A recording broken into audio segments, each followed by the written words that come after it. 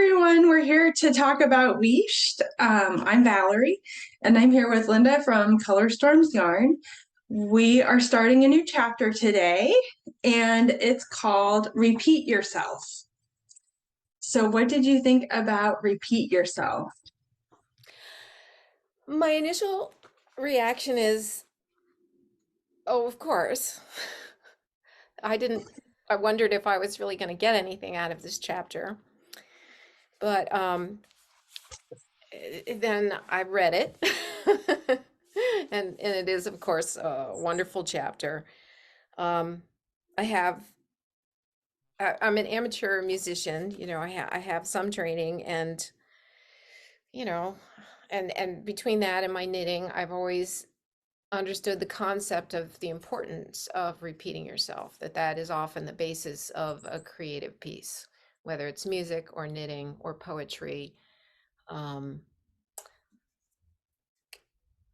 but, the way she writes about it makes it fresh. I completely agree. Just for an example, she writes on page 118, you need to continually practice creativity in order to make the making happen. You need to repeat yourself and repeat yourself again. Mhm.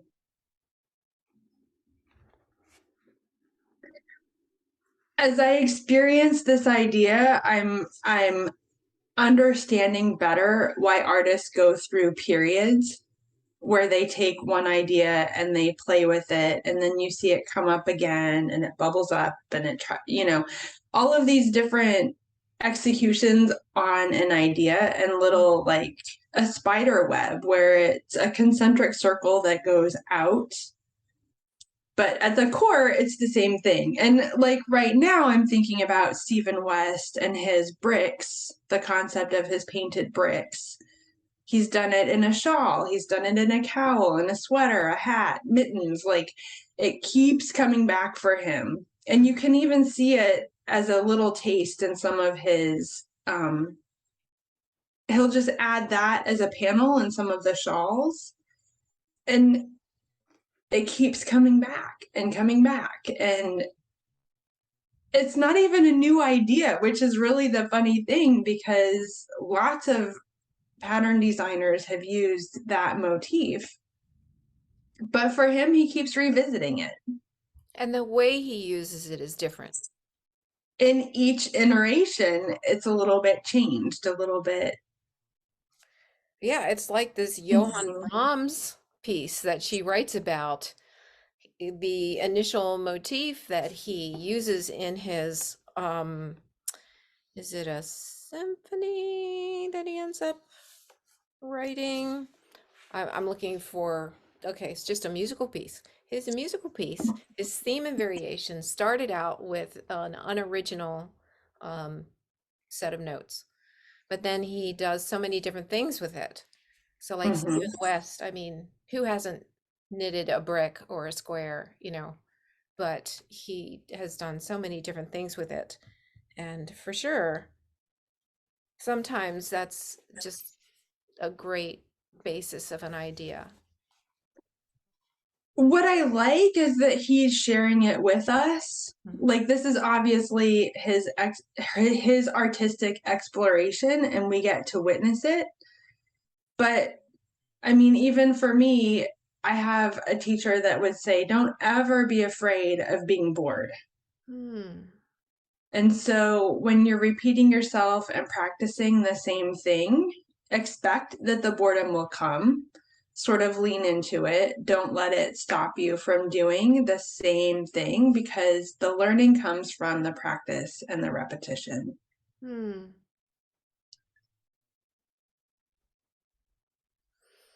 Yeah, it reminds me of my good friend, my parents' good friend who studied ceramics in Japan, and she was studying under a, a master potter, and it was a great honor for her to even be allowed to be his student. Mm-hmm. And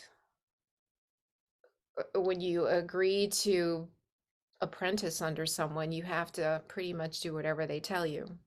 And under his learning, she had to continually make the same bowl for a whole year before he allowed her to move on to do any other kind of piece.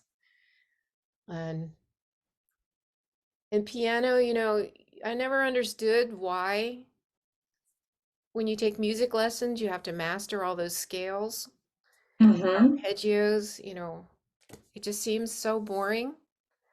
But I didn't find out until later when I was kind of just listening to my son and his piano lessons that I realized that they were the foundation of every single piece out there. And if you already know every single scale and arpeggio that you can possibly make in every key, it allows you to play almost anything a lot easier. Yeah, that interplay of the foundation, the rules, and Yeah. then how to break them later. Or like to have fun with it and have experiments and see what you like. Right. So it takes repetition to learn something. And Mm-hmm. and then there's the joy of using the repetition on purpose. Right? So Yeah. you take something like, you know, the repetition of the black stripe and Yeah. how it just shows off the beautiful colors in this gradient. It's true. And like the black makes the color pop. Yeah. Like without the black, the colors wouldn't look nearly as vibrant. No, they wouldn't. And sometimes we need that opposition. Right. And I brought another example of repetition. This is a vest that is knit sideways, and it has Are various slip stitches in it. are those the bricks that we're talking about? There's some bricks. Look at that. So the front and the back of this vest is about maybe a dozen different types of slip stitches. The Mm-hmm. thing that holds it together is, of course, the blue color, but also those stripes of brick, give a harmony to the whole thing. Yeah, it gives us an anchor point to notice that the middle, like the slip stitches are your borders, but each Yeah. middle section is a different motif, right? Yeah. And our eye would be lost if we didn't have that pause point of the bricks repeating itself. Yeah. So interesting. There's safety in repetition too, right? If you if you just come up with a random little motif design, which was one of our little examples. It's like design a motif. What? That sounds so scary.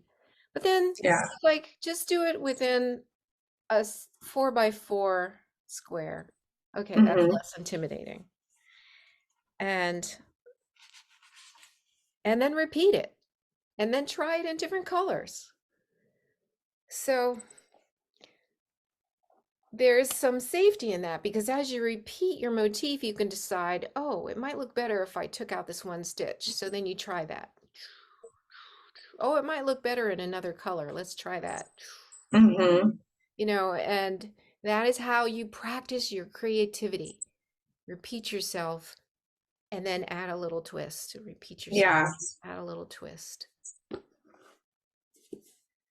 You couldn't get from the bathroom to the kitchen without the same walking steps.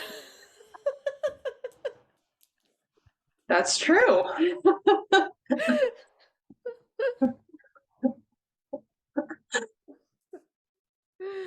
The great act of walking is mastering one step and then repeating it over and over and over and over. That's true. Oh my gosh. Well, I'm wearing a practice in repeating myself. This is a fairy crown that I made at Floxy's Enchanted Fairy Tale Forest, but each flower is the same pattern, and I changed the yarn. So I got to practice making the flowers, and I experimented with a small project, and I tried to keep I make rules in a container for myself. So the project was the goal, and I wanted to find something in the same colorway. So I happened to have a dark, a light, and a mid-tone orange. And then I used a semi-solid green, and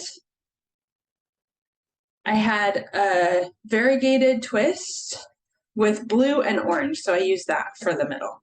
And sometimes things like that work out and sometimes they don't, but I got to make a lot of different flowers, so I got to see how the colors work together. Is it hard to take off your head? Can we see it It's up just close? a little. Oh my gosh, Oh, let's see. there's a lot more detail than I thought. Right on your head, it doesn't look so interesting, but No, it looks it's very got. pretty. Well, it was an experiment, and so Oh, I love it. Thank you for taking it off and showing it to us. it's just Fits you just right. it goes to our dressing up chapter, our repetition chapter. All right, But so it's a palette cleansing little project that was really fun. And it doesn't have to be serious when you're repeating yourself. yeah, right. Yeah, I think people that end up doing a lot of knitting, they must like just holding yarn in their hands because there's so much repetition in knitting. Um, it's fun to change it up with color and texture and Yep. shape. Mm-hmm. No matter what you do in knitting, there's a lot of repetition. And so I guess the point is to use that to just take baby steps and eventually larger steps into your own trying out something a little different. Make a pattern, more your own by changing it up just a little bit Mm-hmm. So good. or a lot. Or a lot. Yeah, there's no rules. I mean, you get to decide. Yeah. Now All right. there's really several great ideas for homework for this chapter. Mm-hmm. Suggestion number 1 is to take a picture of the same thing every day for a week. See how it changes from day to day. Idea number 2 is to select a motif either from one of her collections or from one of your own collections of motifs. Knit one repeat of your motif each day for a week in 7 different colorways. Take the opportunities to play with contrast, swap out light and dark, put colors together you don't like. You can copy your chosen chart a few times and test out your palettes by shading with colored pencils if you want to experiment. So that's a great open door toward creativity. So interesting. Oh, there's a writing assignment too. So Great. lots of opportunities to practice the idea of repeat yourself as a tool for creativity. So good. All Thanks right, everybody everyone. for listening. See you next time.